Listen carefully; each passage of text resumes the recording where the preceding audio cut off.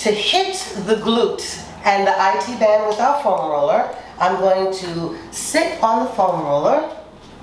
I can feel that already. I am going to place all the weight into my left hip, and I'm going to roll back and forth. I'm going to actually cross my other leg on top to add additional weight, and I can feel it right there is where I need to release some tension. So I'm just sinking in and applying pressure right here. I can feel that loosening up. My chest is lifted.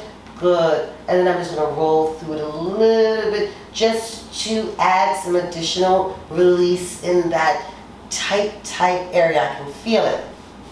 Now moving on to our IT band, my chest is lifted. I'm going to come down and to the side, and I can feel that right there. I'm going to extend my left leg, and I'm bringing my right leg across for additional support.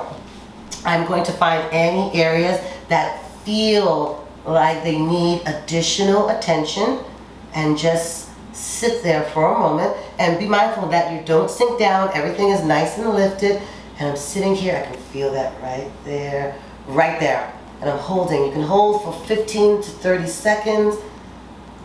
And remember, this foam roller that I'm using is extremely firm. You want to begin with a softer foam roller and then work your way up. Good. I'm coming up. Any areas that right there. I found another one, and just releasing that area and applying pressure. Great. This is wonderful, and you can go ahead and come and sit up.